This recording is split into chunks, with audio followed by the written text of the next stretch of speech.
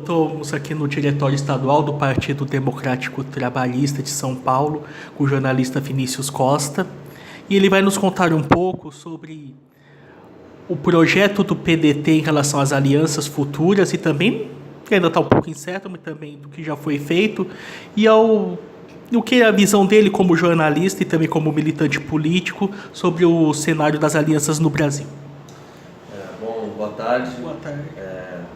Acho que a gente aqui no PDT, nós como nacionalistas históricos, trabalhistas históricos, nós sempre se posicionamos em relação à aliança do capital com o trabalho, né? O que isso quer dizer? A gente, no nosso espectro de alianças, a gente vê que é preciso uma união com o setor produtivo, mas também com o setor do capital, mas principalmente com o setor do emprego, social.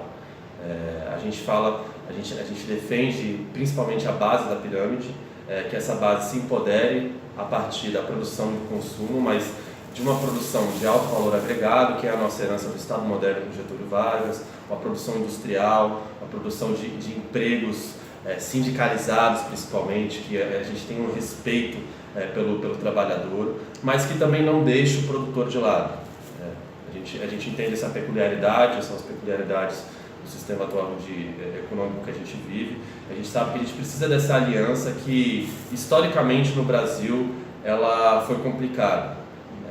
Acho que o nosso histórico, o histórico da escravidão que nós temos, que até hoje ainda não foi ultrapassado, ele teve um recuo, digamos assim, com Getúlio Vargas e depois fez continuidade com o governo de Juscelino, depois com o Jango, enfim, até vir a própria ditadura e começar a desmantelar todo esse processo, e principalmente com a ascensão do Estado neoliberal que a gente vê desde os anos 80, que na verdade é um movimento mundial. Eu acho que nós, como trabalhistas, principalmente com o projeto que o Ciro vem trazendo para o PDT hoje, nós estamos nos colocando politicamente como os encabeçadores desse processo.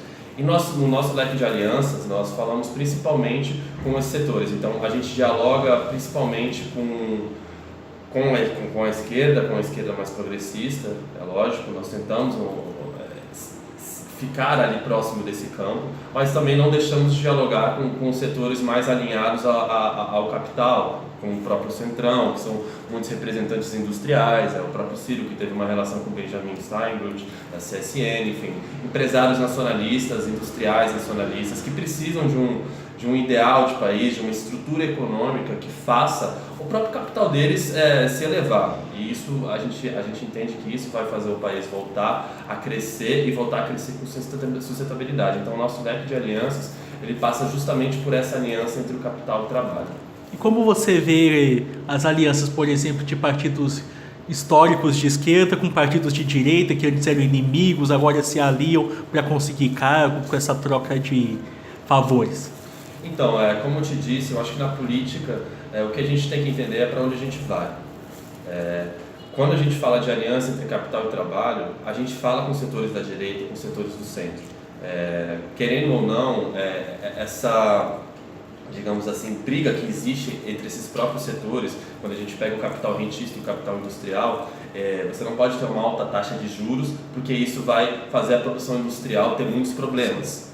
Então, a gente vê que existem certas incoerências entre esses setores estarem se apoiando, e eles mesmos entendem isso. É óbvio, a gente tem movimentos ideológicos, principalmente do capital rentista, o capital internacional, mas também o capital nacional, que se aliam para fazer um processo ideológico onde esses setores se beneficiam mais do que os outros setores.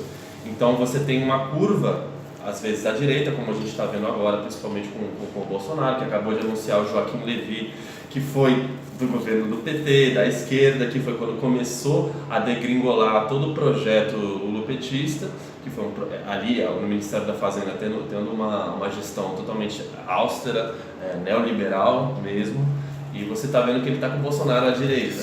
Então, a gente tem esse tipo de peculiaridade no Brasil até para sustentar um próprio projeto, às vezes popular, assim, como foi o do PT, que empoderou muita gente, que fez muita coisa para muita gente boa, e que eu acho que dificilmente um governo mais à direita, um governo que encabeça o neoliberalismo com força, né? A gente chama do neoliberalismo hardcore, como o Joaquim Levy vai fazer mais ainda agora, estando na frente do BNDES, principalmente com o seu Paulo Guedes.